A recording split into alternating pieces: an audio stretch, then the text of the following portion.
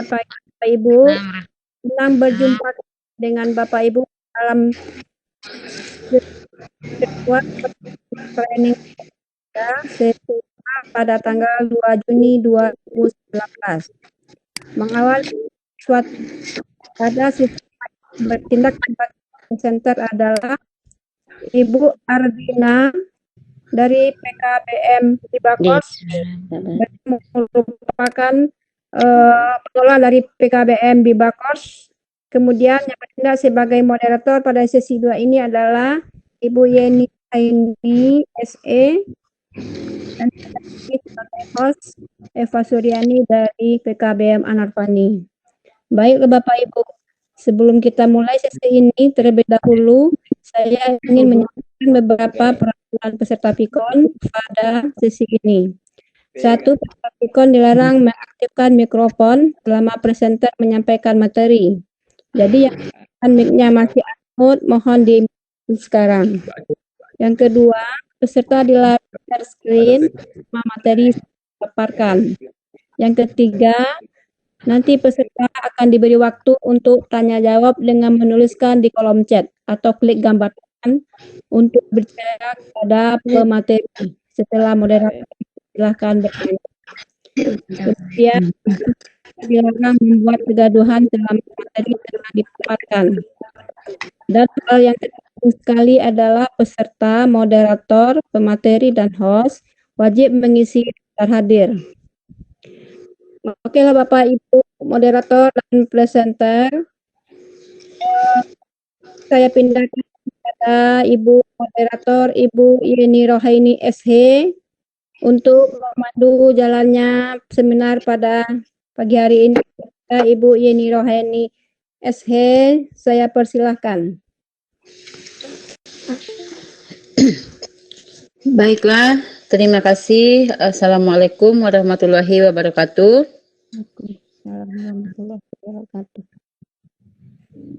Terima kasih kepada Ibu Eva Suryani selaku host pada sesi ini. Saya Yeni Rohaini dari PKBM Widya Dharma Nagari sebagai moderator pada sesi ini. Kita akan membahas materi kita pada hari ini adalah mekanisme pengasapan ikan yang akan dibawakan oleh Ibu Ardina MSI dari PKBM Bibakos. Ibu Ardina ini adalah ketua PKBM Bibakos itu sendiri dan di samping itu beliau juga adalah asesor Ban PAUD PNF Provinsi Sumatera Barat untuk rumpun PKBM. Diskusi dan presentasi akan berjalan selama 30 menit dan nanti akan dilanjutkan dengan diskusi setelah pemateri memaparkan presentasinya. Baiklah Bapak Ibu, kepada Ibu Aldina kami persilakan untuk memaparkan materinya. Mila, terima kasih.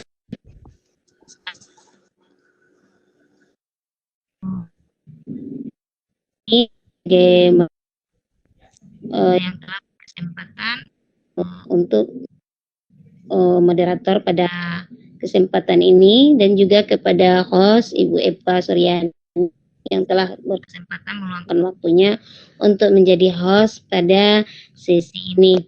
Bella, Assalamualaikum warahmatullahi wabarakatuh. Pada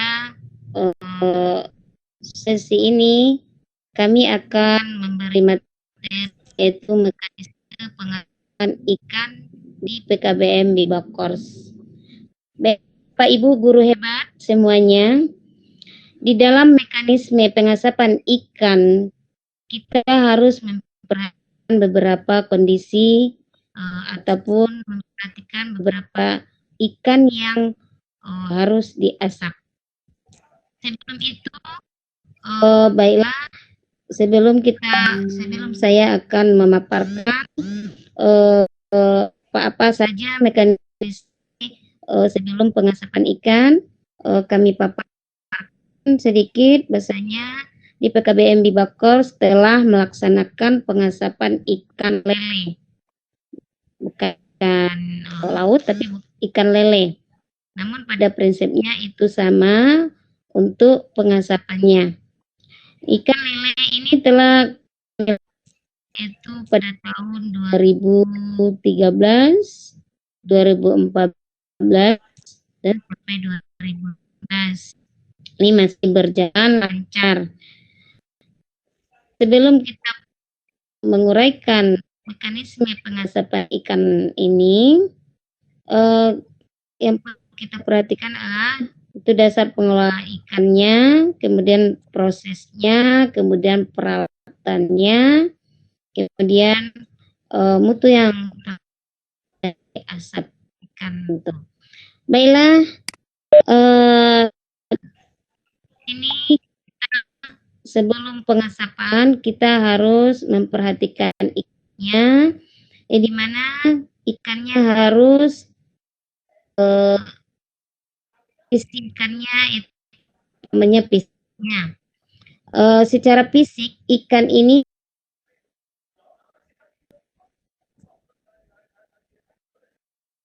dapat yang dimakan dan bagian yang tidak dapat dimakan.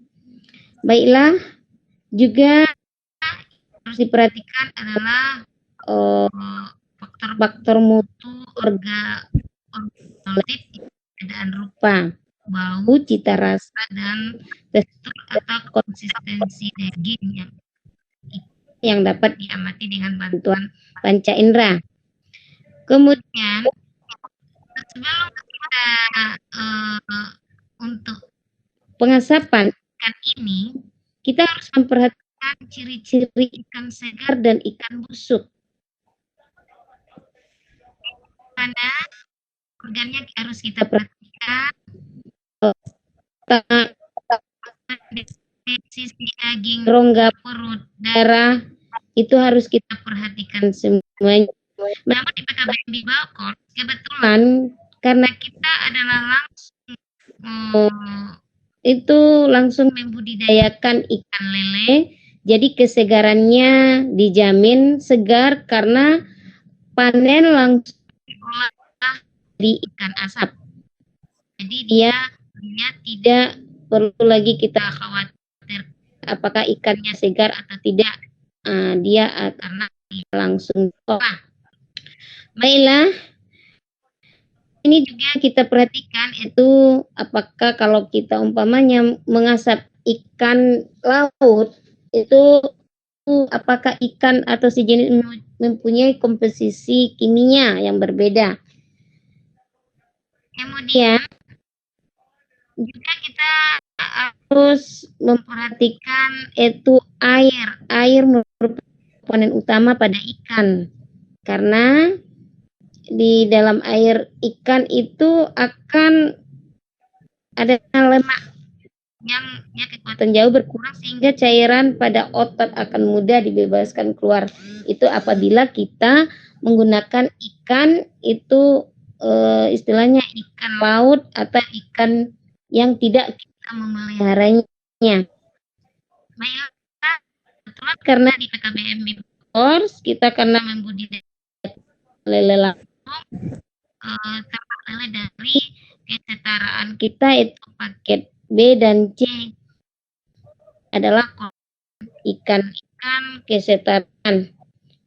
Baiklah, Bapak Ibu hebat semuanya, sebelum kita akan mengasap, itu yang perlu diperhatikan adalah adanya peralatan mengasap kita. Kemudian dalam bahan ikan dipanen, dia langsung diolah supaya mendapatkan maksimal atau mendapatkan hasil yang lebih bagus. Karena kalau dibiarkan dulu, dia akan kadang-kadang ikannya tidak menghasilkan pengasapan yang bagus. Gitu. Di kebetulan di Bawkor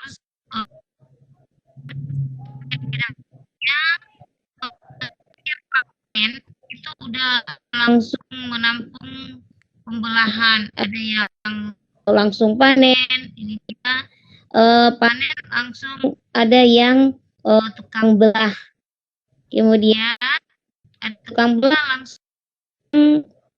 langsung dibersih. Dia untuk pengasapan ini ikannya tidak, kalau sudah belah, kita usahakan ikan itu bersih, istilahnya dari siap panen itu langsung ditampung dengan air yang bersih, langsung dibersihkan. Yang hidup-hidup itu langsung bikin di baskom, yang hidup-hidup langsung kita belah, sehingga terdapatlah kesegaran ikan. Dia tidak dicuci Bapak Ibu, karena darahnya itulah yang nanti yang membuat dia segar. Itu dia untuk pengasapan untuk ikan lele. Dan kemudian ini setelah dibelah, dia kita langsung pengasapan. Nih, alatnya kalau kebetulan kita masih pengasapan dengan kayu bakar. Jadi kayunya itu adalah mentah dengan tidak. Jadi dia hidup, dia nggak besar apinya. Ikan waktu pengasapan ikan. Jadi kita tuh adalah langsung. Jadi tidak ditunggu-tunggu ikan ini bermalam sudah dipanen nih. Baiklah, hebat semuanya. Ini adalah proses pengasapan ikan. Setelah ikannya asap itu sama lebih 8 jam. Ini 8 jam lebih kurang dengan api yang sedang, tidak boleh api yang besar karena dia akan gosong atau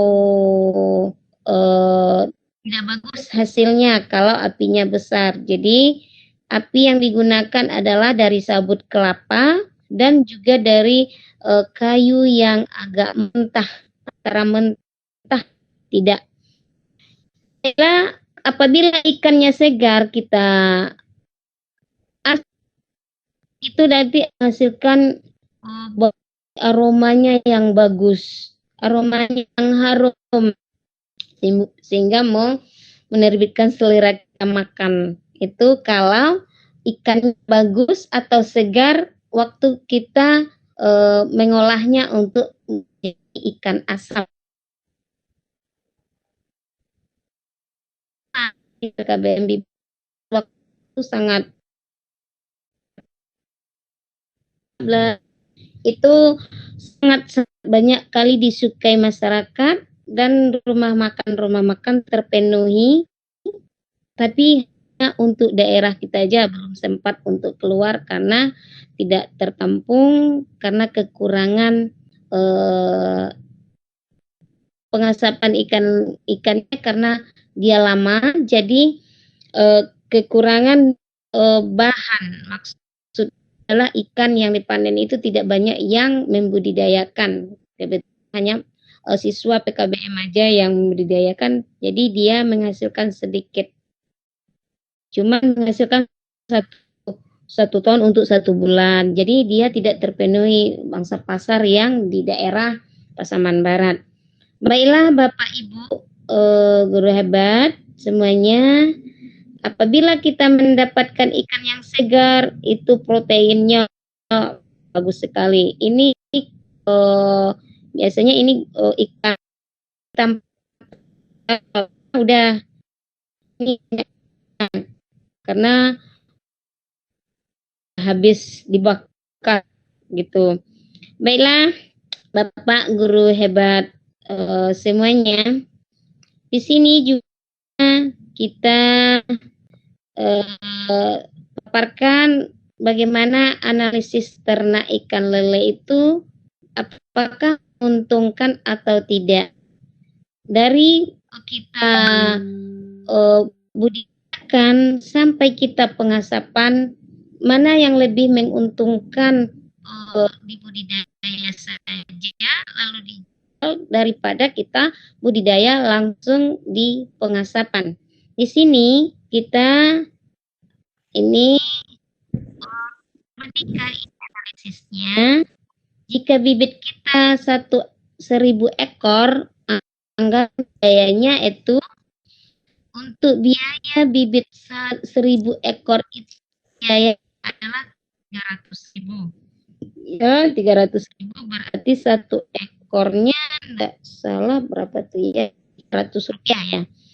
Itu untuk bibit yang 1.000 ekor tersebut, biaya pakannya itu dia ini kalau kita budidayakan itu selama 3 bulan.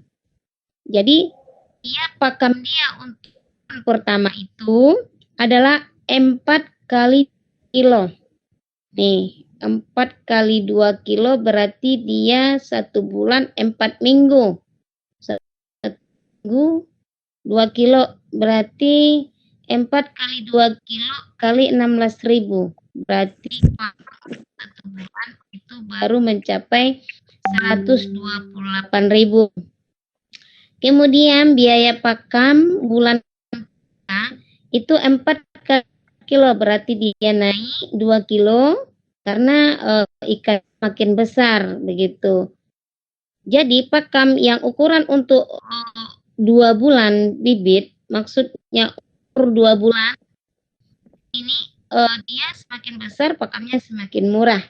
Jadi 4 kilo dikali 4 kali 8.000 hasilnya baru 128.000. Kemudian itu masuk ke masuk ke bulan ketiga. Bulan ketiga ini hampir-hampir kita panen. Nih 4 minggu dikali 4 kilo. Ya 4 kilo dikali 8.000. Nih baru 128.800. Ini untuk bibit 1.000 bibit. Apabila dijumlahkan adalah semuanya untuk modal kita untuk 1.000 bibit tersebut adalah 600 rupiah. Jadi hasil yang dicapai dari pembesaran 1.000 ekor setelah dipanen ditemukan adalah 950 ekor. Jadi angka kematiannya baru 0,5%. Jadi 950 ekor lele itu akan menghasilkan 79 kilo. Rata-rata 12 ekor per kilo. Kalau dijual mentah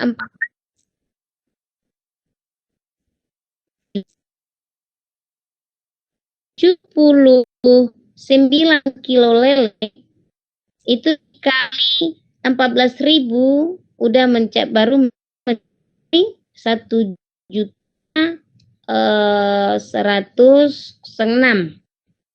Ini baru untuk yang mentah. Ya. Jadi apabila keuntungan untuk lele mentah itu 1.100.000 dikurangi 600 itu mendapatkan keuntungan 402.000. Ini keuntungannya. Karena kita menjual yang mentah untuk 1.000 ikan lele. Keuntungan keuntungan apabila dikeringkan 79 kilo lele mentah apabila dikeringkan menjadi 20 kilo. Jadi 20 kilo kalau waktu itu pasarannya baru 70.000 per kilonya. Berarti dia menghasilkan 1.100.000. Apabila dia dikeringkan, keuntungan apabila dikeringkan itu 1.400.000 dikurangi modal yang tadi, itu modal budidayanya 682, maka dia akan mendapatkan adalah 716.400. Baiklah, dari penyusutan dari 1000 ekor bibit jadi penyusutan 0,5%.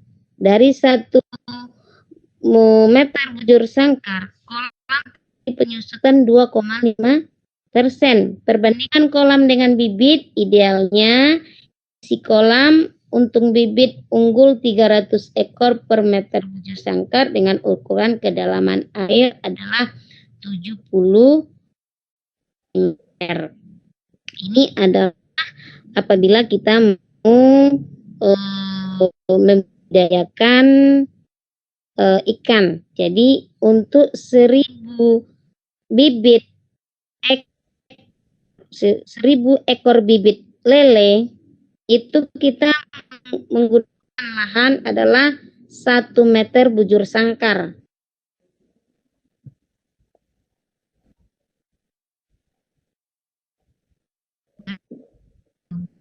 Apabila kita menggunakan umpamanya 2 meter bujur sangkar, berarti kita apabila kolam kita ukuran 2 meter bujur sangkar, kita akan memasukkan bibit adalah 2000.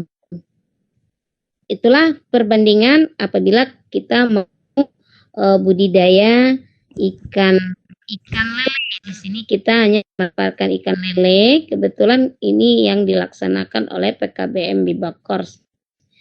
Karena pemasarannya ikan lele ujung gading sebenarnya sangat cerah.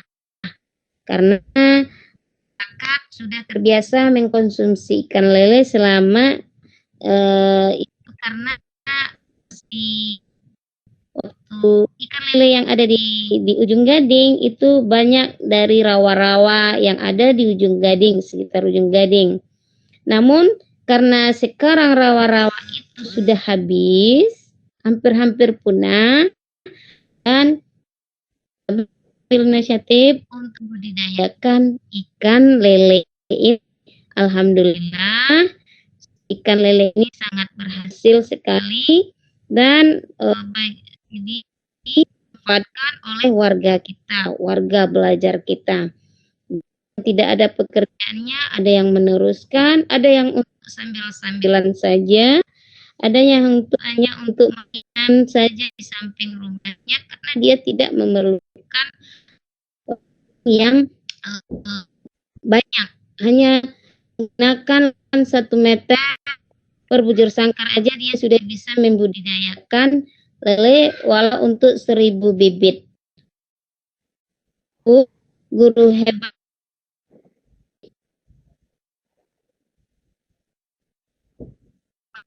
Ikan yang ada di PKBM Bibakors. Mungkin itulah pemaparan kami pada kesempatan ini. Baiklah, ini akan mengembalikan kepada moderator pertanyaan ataupun pemasukan dari rekan-rekan kita. Baiklah, kepada Ibu Roniani kami persilakan.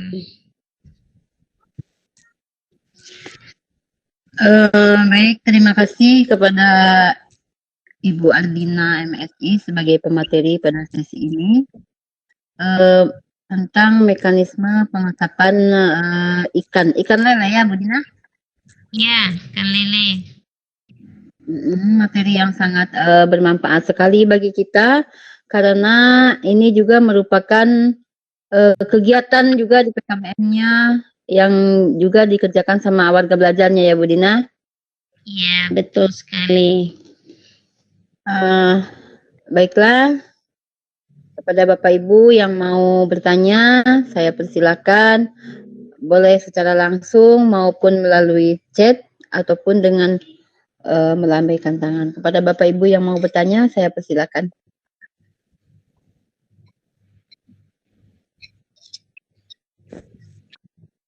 Oke, ada pertanyaan.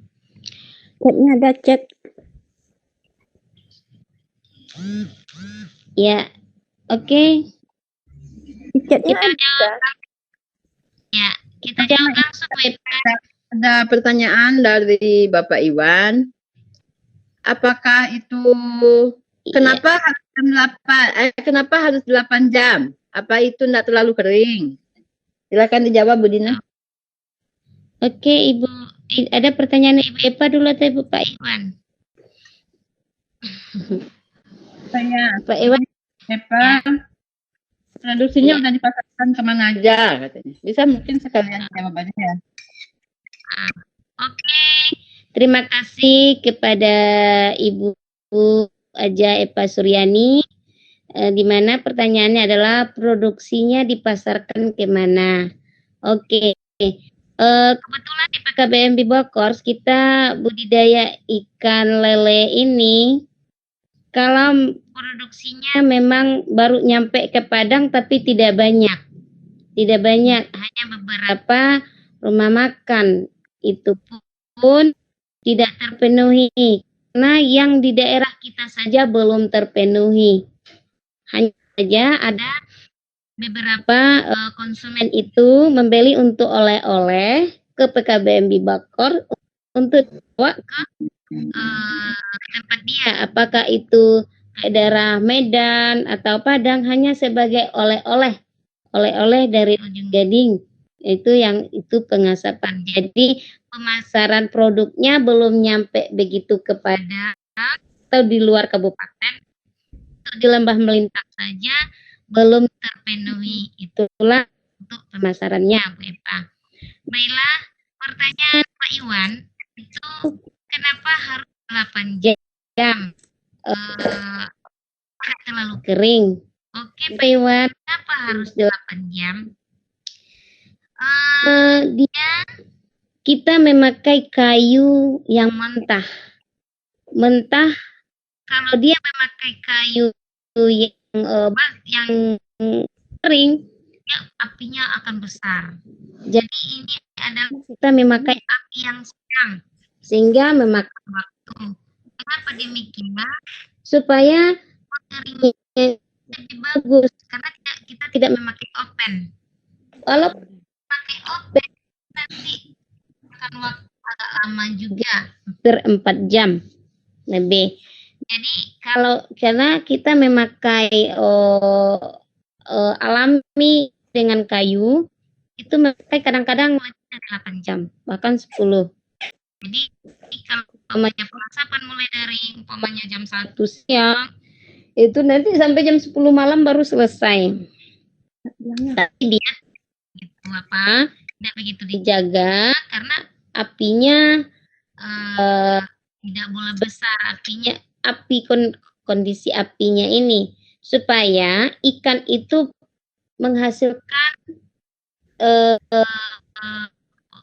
posturnya itu menghasilkan bagus. Kalau umpamanya apinya besar, itu nanti tidak menghasilkan hasil yang bagus untuk hasil pengasapannya. Ini supaya semua yang ada di badan ikan itu, postur tubuh ikan itu semuanya dikeringkan sehingga dia nanti merapat, istilahnya kering dan bagus, sehingga nanti kalau keringnya pas 8 jam itu nanti bisa tahan lama dan tidak berjamur, bisa tahan berbulan-bulan Pak Iwan. Oke, itulah jawabannya Pak Iwan. Kembali ke moderator. Baik, terima kasih atas jawabannya dari Bu Dina. Tadi menjawab pertanyaan Ibu Epa dan Ibu Epa sudah menyatakan puas atas jawabannya. Kemudian kita mau tanyakan juga sama Pak Iwan. Gimana Pak Iwan atas jawabannya?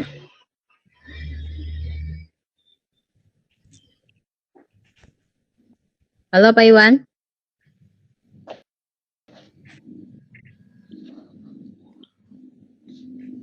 Nampaknya Pak Iwan juga sudah paham atas jawaban dari Bu Dina. Apakah ada pertanyaan yang lainnya dari Bapak dan Ibu?